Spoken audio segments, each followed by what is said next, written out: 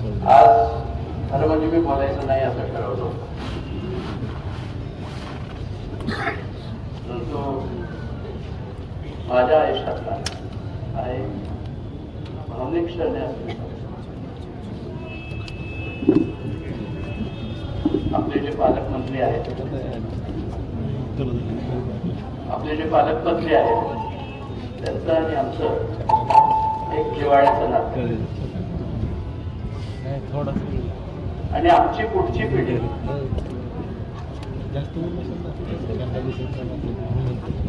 शंभूराजांकडे handover करत असताना संपूर्ण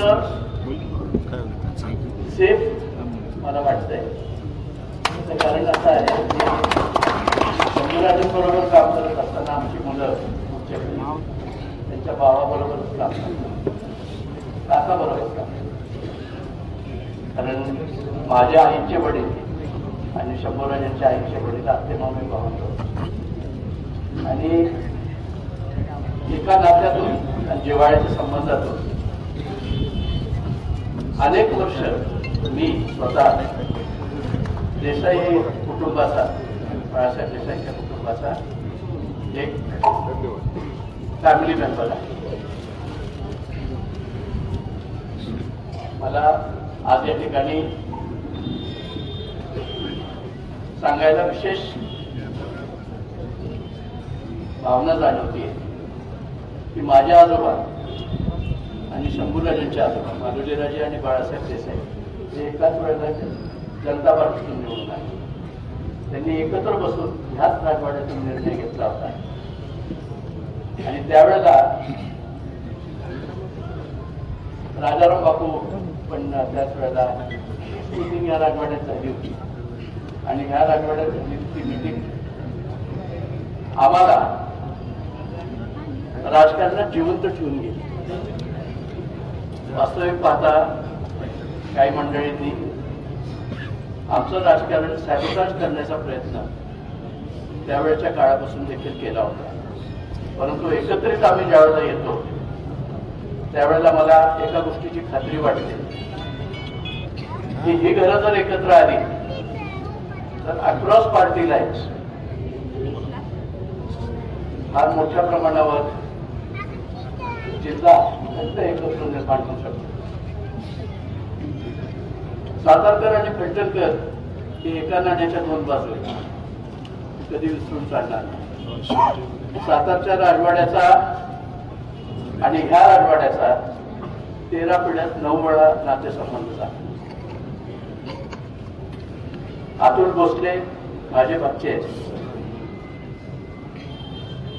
जिल्हा बँक असो, जिल्हा परिषद असो,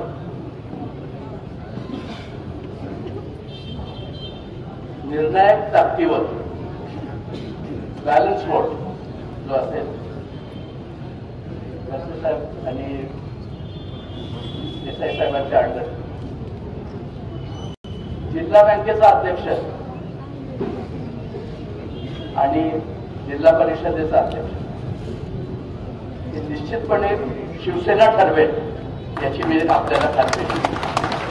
कारण फलटण, सातारा, कराड आणि पाटण ज्या वेळेला एकत्र येतात त्यावेळेला या दोन्ही जिल्हा परिषद आणि जिल्हा बँक या दोन्ही संस्था निवडून येतात. ते पॅनल निवडून येतं आणि त्या ठिकाणी ते पॅनल निर्णायक शक्ती घेऊन निवडून येत असतं.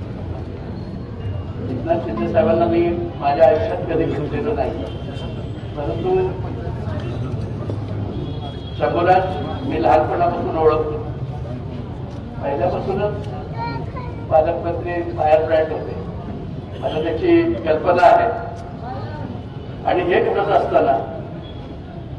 असताना मला एक खात्री वाटते की आता जास्ती नाही पालकमंत्री साहेब, परंतु